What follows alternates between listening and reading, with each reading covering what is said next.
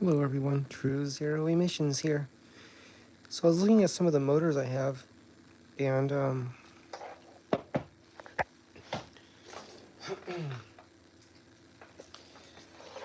I found this motor.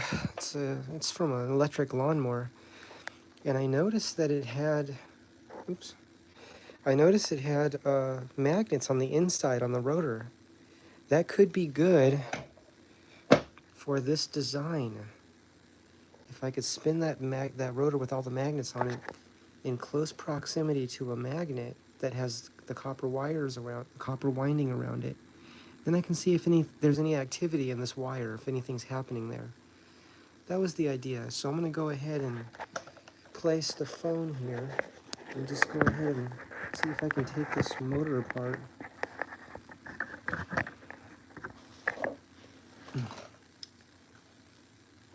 So I have my safety glasses on, my 3M safety glasses, which I purchased at Home Depot, but I'm pretty sure they're available probably directly from 3M or anywhere, just about anywhere online.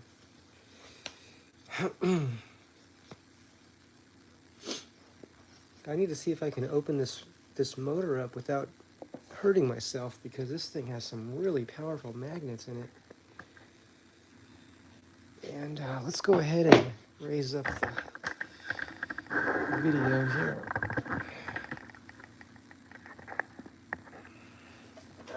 See if we can open this up. So I have some other motors that I showed earlier.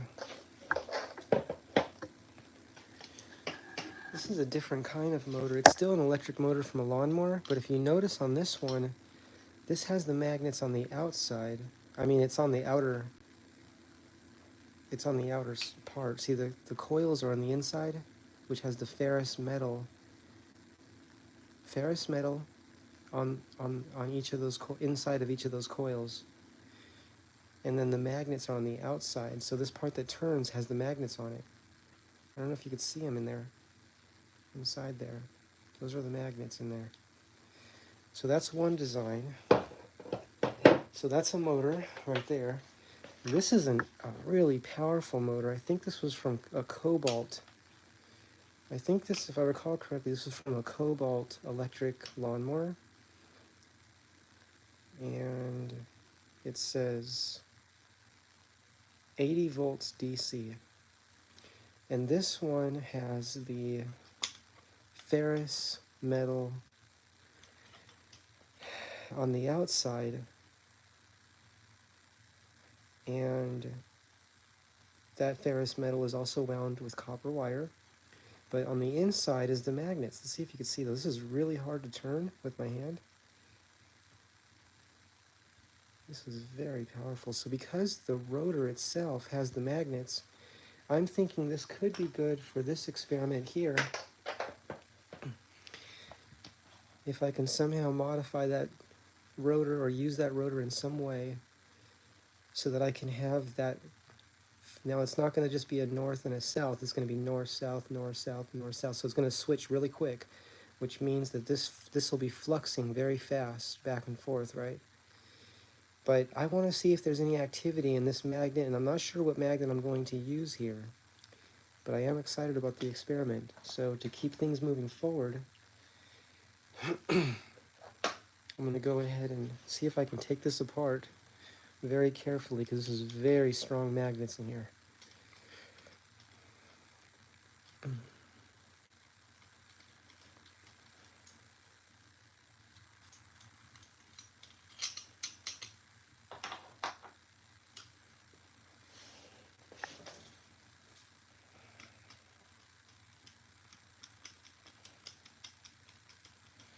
So Don Smith always talked about extracting energy from magnets directly and how simple it was. But one of the ways he spoke of that is he would say, when asked, because people would ask him questions, he would say that, I thought he said once that it could help, or it could be helpful to know the frequency of the magnet. But what does that mean? I don't know if it means the actual frequency that the magnet is. Like, does the magnet have its own frequency? Like, our bodies have a frequency. I've heard that every body, every material, everything has a frequency, right? And we've all heard of that in relation to Tesla's work.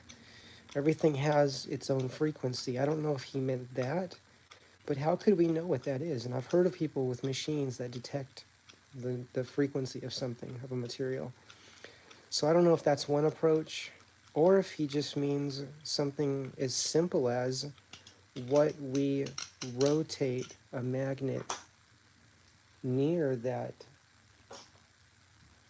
What is the frequency of rotation here? Like, what if it's something as simple as the frequency that we pulse that magnet or flux that field, right? Fluxing the field. I'm going to call it fluxing the field.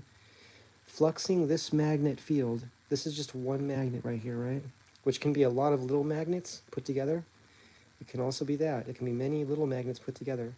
And then wrapping that with copper wire and then passing a magnetic field past this. This is my idea of a variation, if I call it that, of a Don Smith rotating separator coil. So I can call it re-engineering. I'll call it re-engineering perfection.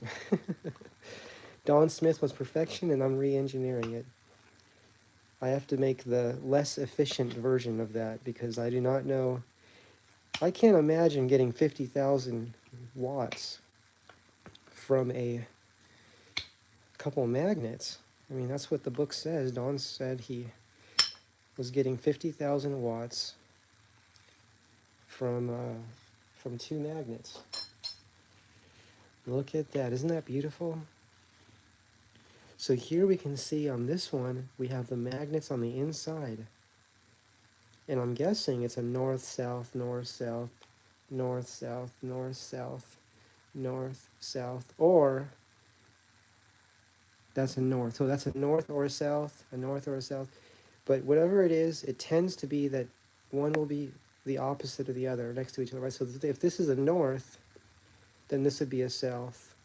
If this is a south, then this will be a north. But it tends to go that way all the way around. So if this is a north, let's say north, south, north, south, north, south, north, south, north. We're back to north again. So that works. Let's see if I can pull this out without hurting myself, right? Because this thing wants to stay in there. The hardest rotor I ever pulled out so far was pulling out the I think it was the Wolf King GTR. Was it the Wolf King GTR? Let me think about this. No, it was a Wolf King GT Pro. And I had to take the motor apart to check the bearings. I thought the bearings were bad. It turned out they weren't bad. It was just the axle was had snapped and was binding the bearings because everything was twisting at an angle. So let's see if this will come out here. This might require some special tools. Wow, that's strong. I don't even think it moved at all. There's no way to turn that magnetic field off either, is there? That's such a strong magnetic field. I don't want to destroy the motor pulling this rotor out. I do not want to do that. Isn't it interesting that there's a different number of coils than there is magnets? And Gerard Morin often spoke of matching the magnets and the coils, that there would be a coil at every magnet at the same time, right? So here we don't have that, see? This one's lined up, but none of the others are lined up perfectly. So at any given time, there's only one that's lined up. Notice that. Gerard Morin talked about there being an equal number. So if there's 1, 2, 3, 4, 5, 6, 7, 8, 1, 2, 3, 4, 5, 6, 7, 8. If there's 8 magnets, then there could be 8 coils, and that may be more efficient. I think that's what he was saying. And I don't know for certain because everything's kind of abstract, especially in the learning process of something new. Well, I thought I would be pulling this out on this video. It doesn't look like I'll be doing that. Let's see, this side might separate. Okay, this side will come out. This could be dangerous though. What may happen when I pull this off, because there's a bearing there, it may slam that side. It may, see, this is holding this. This is holding that side. See, this side's hit. This side already hit, right? The magnet is hitting that metal. It's hitting that. But if I pull this side out, then this side's also going to hit too. And it might even be harder to pull the rotor out. I don't know. I don't imagine it would be easier, but you know what? I'm this far. I'm just thinking for a second, do I want to pull this out? I don't know if I do. Well, that rotor's moving. It seems to want to go this way. So I'm going to go ahead and take this off. I'm going to take a chance here. And if I ruin the motor, I ruin the motor. That's what I bought it for. I bought this motor for experimenting. This is what it's all about.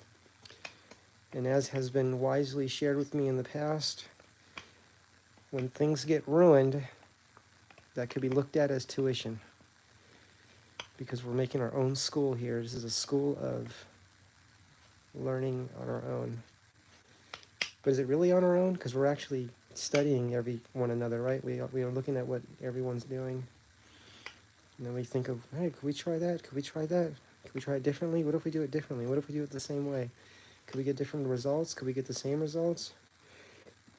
I mean, if we get the same results as Don Smith, he was getting 50,000 watts from 2 magnets and 1 coil, just by fluxing the field between the 2 attracting magnets, switching it from 1 continuous magnet, 2 sets of magnets, right? 2 sets of like each of my fingers are a magnet. These 2 magnets being close enough together in an attractive north and south, and interrupting that field between there,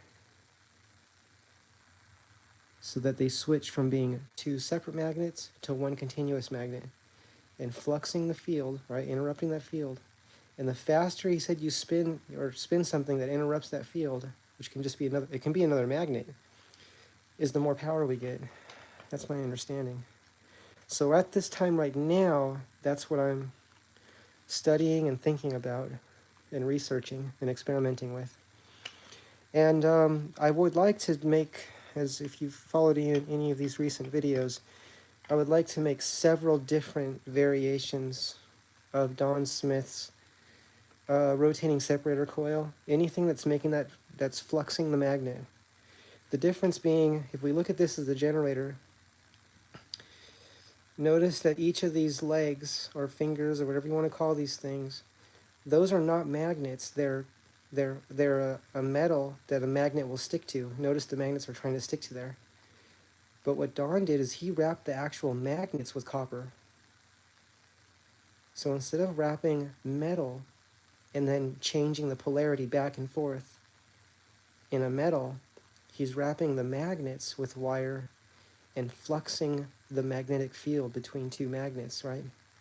So how many different ways can we flux that field, right? How many different ways can we flux the field of 2 magnets or 1 magnet? That's my thoughts right now. Please share your ideas. Just call it Don Smith Rotating Separator Coil Research. It'll make it easy to find, and I'll happily watch your videos. I often watch videos with the sound turned off because I just want to focus on what I'm looking at.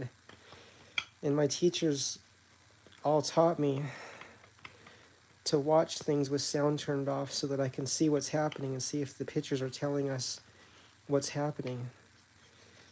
And that's when you know you really have a good video, right? Is when the images tell you what's happening. And we don't even need the sound turned on. So it seems kind of pretty much stuck in there pretty good. I do feel something moving, but I don't know what it is. Well, I think this whole thing wants to slide. Let me see if I can slide. See if I can slide this out off camera. Keep getting my gloves stuck in there. I'm going to step aside for a moment and use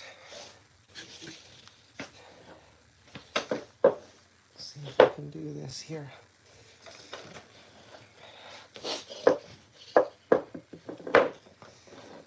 Can I push this rotor out here?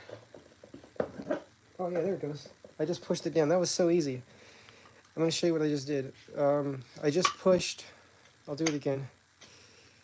I don't know if you can see this. See what I'm doing? Watch what I do right now. I'm just going to hold this part and push down on that rotor. It slid right out. I can't believe how easy that was. That's our magnets right there. Look how beautiful that is. And look how easy that spins. And I like how it's already on a bearing. That would not come out. That's stuck in there. But look at this. Look how this spins. And those are magnets. I want to spin this by our one long single magnet. These are very small. What I like about these is because they're glued in there, these are made to spin. This is made to spin fast and not fly off, right? I like that. So let's see, where's the other half? So this is the first half that I took off. Let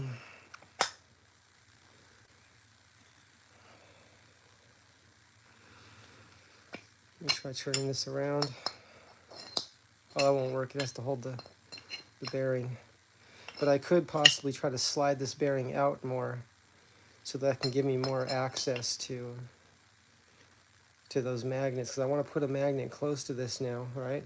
Close to this, and then spin this and see if anything happens. What I mean is put a magnet here close to this, and as these magnets pass my other magnet that's coming close to this, have that wrapped with wire and see if that magnet's field is fluxing, right? And if it is, if this magnet up here is fluxing because it's passing these magnets, I want to see if any energy is coming into to the coil. It's just a thought experiment, right? But I thought of this in relation to studying and looking at Don Smith's rotating separator coil. I saw this in my imagination. And Einstein said imagination is more important than knowledge. So we're putting that to the test. But we already know it's true because that's how we've learned so much about the universe, is because we're using our imaginations combined with knowledge, right? But we're not limiting ourselves to knowledge. Anyone that says prove it to me and all those things, and that's knowledge talking. It's not imagination speaking. And we're interested in the imagination here. Let's see what we have here. So I'm just thinking, let me think about this. Can I combine two motors that are different?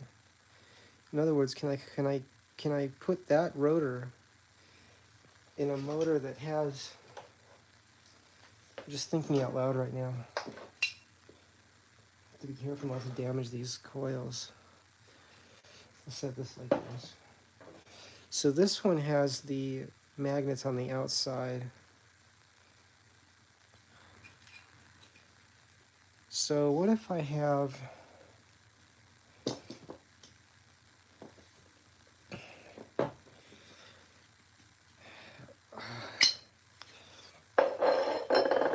what if I have the rotor right here? That's the magnets on the inside, right? And then I have this rotor with the magnets on the outside. And I saw this in a wind turbine once, where there was a wind turbine that had magnets, essentially. Let's imagine this. It was different than I'm saying, but it's similar. Imagine the rotor having magnets, and then the outer having the outer part, that's a rotor as well. That has magnets out here, and in between the two sets of magnets, having copper. And then imagine having copper, right? The copper windings that are between the two sets of magnets are also wound around a magnet. I just feel like there would be so much fluxing there of the fields that I think there could potentially be, it might be very efficient to do that, but I don't know.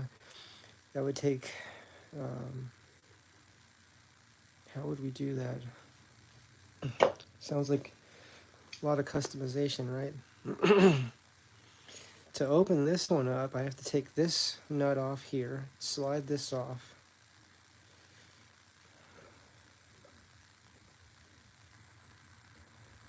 See, I got this motor out because I was thinking of just putting magnets on the outside. Putting the magnets on the outside here. North, south, north, south, north, south, right? And then turning this motor on with my motor controllers that I have and making this spin and have it spin next to like a magnet like this, right? So this is the magnets here on the outside will be spinning next to this, and seeing if anything's coming out of this coil, right? Why would anything come out of that coil? Well, Don Smith was saying that the flux, when you're fluxing the magnet, right? When you flux the magnet, it actually will give a lot of energy. And some theories are that it comes from the center of the magnet where it's neutral. That's the strongest relationship with, I think, the 0-point field, or just ambient energy. You know, the energy, I think it's the energy that Richard Feynman and John Wheeler were talking about when they essentially said you can power the whole world with the energy inside of a teacup. I think that's what they're talking about. So, what's the next step now?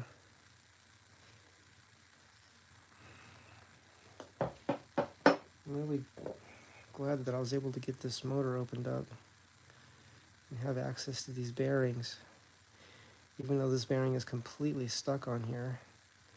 I have a puller that if I can make enough space between these magnets and if I can slide this bearing out a little bit, my puller will grab onto it and slide it off this shaft, slide it out, and that way I could use this side, but it would be out here, right? It would be out here further, and that way I could spin this with another motor and then have a magnet here really close as I can get it, that has a copper wire wound around it, and just see if anything happens. So right now what I'm curious about is reading the polarity of these magnets, even though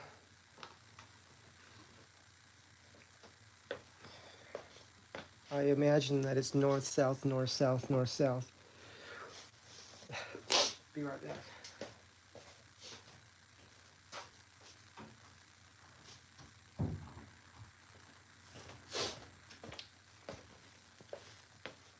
Okay, so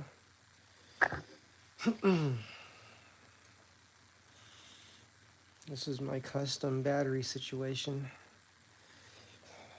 to power my, because voltage is what matters, right? If there's enough volts, it'll run my meter, my polarity meter. Let's see what we have. We have north and south, north and south. Yep, north, south, north, south. I just checked a few of them, but it's definitely north, south, north, south. Let's see, can you see that there? Yeah. Let's see if I go fast.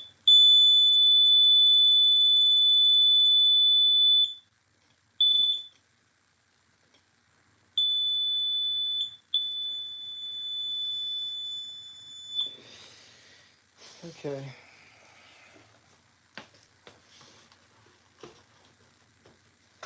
That's a very loud beep sound. I wish I could turn the beep off. All right, so everyone, welcome to True Zero Emissions, where we give the imagination a place to express itself. And that is exactly what we are doing. Let's see here.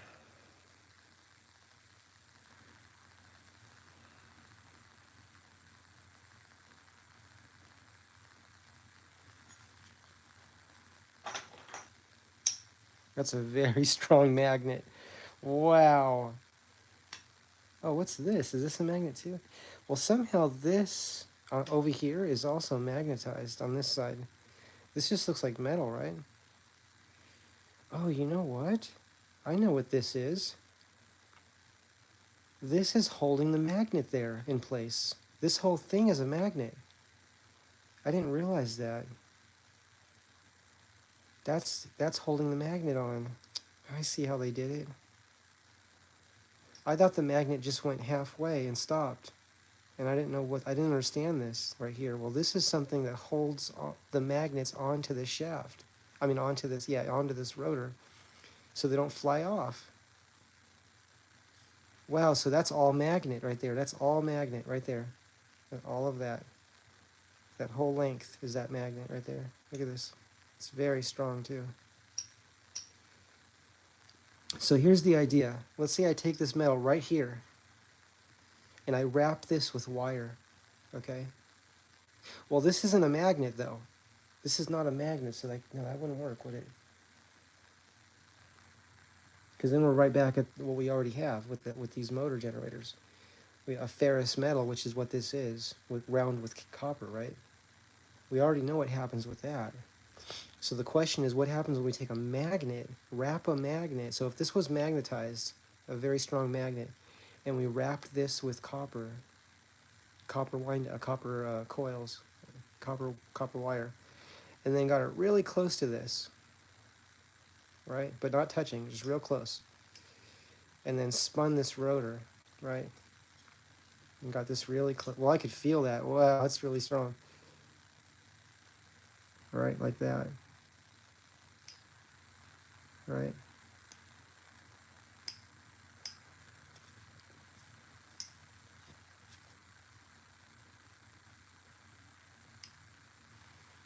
What would this do?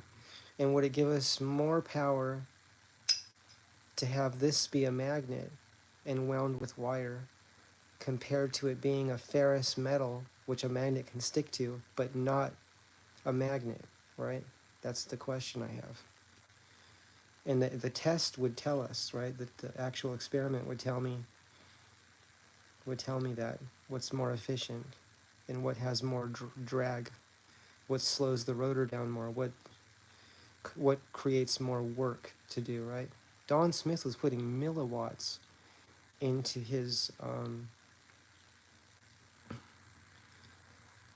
into the rotor to spin the rotor, and that rotor in that case was just allowing the two sets of magnets. Let me see if I have a drawing of his system here. Okay, it's not very good, but Don Smith had two magnets, right? And something separating them, something that went between them. And that separator that went between them was only taking milliwatts, 12 volts, but milliwatts, right? Not even a watt. Or milliamps, sorry. 12 volts at milliamps. So very little power, not even 1 amp, right?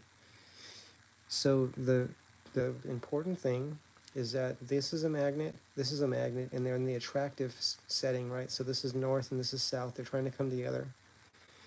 And I think what tells us we're on the right path is that when these are close enough together, that my little meter I have will not read this as north and this as south, but rather will read this as just the center part of a magnet. It won't give me a reading.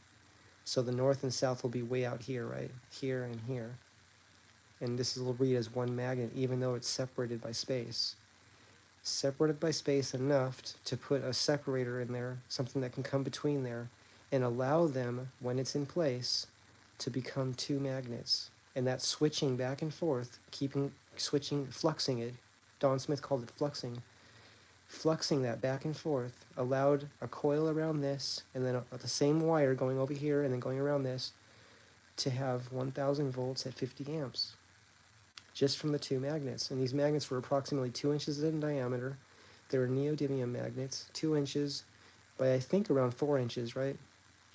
Because if the whole thing is 10 inches wide approximately, I don't know if he said 10 inches wide or 12 inches wide, but that would mean that these would probably be around 5 inches each, right? Because 5 and 5 is 10. There's an inch or so between these two, just guessing. So, and the magnetic and the wire, I don't even think it was magnetic wire, but I think magnetic wire might be more efficient. I think he was just using regular wire though, because Don said he wants everything to be the simplest. And I think that's what he shared with us.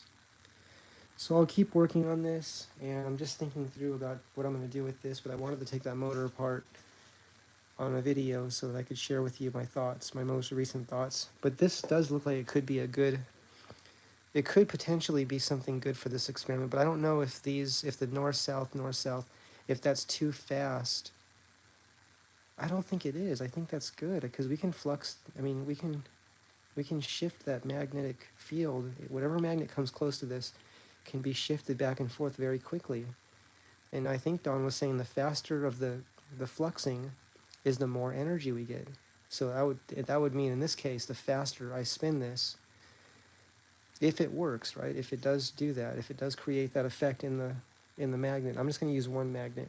But I guess I could use a magnet on this side and a magnet on this side, and have the same wire go around this one and then come over here and go around this one, or just have the wire from this one go into its own circuit, the wire from this side go into its own circuit, meaning go into like a full wave bridge rectifier, into a capacitor, and then into a battery, and then just read what's coming out of there. Or before it's connected to a load, just see if there's any voltage, consistent voltage coming out. First, before connecting it to anything, so just coming right out of there, is there AC or DC coming out? And then going into a bridge rectifier, a full wave bridge rectifier, seeing what's coming out of the wires there too. Okay, everyone. True Zero Emission signing off. Just sharing my updated, most recent thoughts with you. And I'll keep you posted on what I'm thinking about as I continue to proceed with this project. Okay, everyone. Until next time. True Zero Emission signing off, and we'll see you in the next video. See you soon. All right, bye.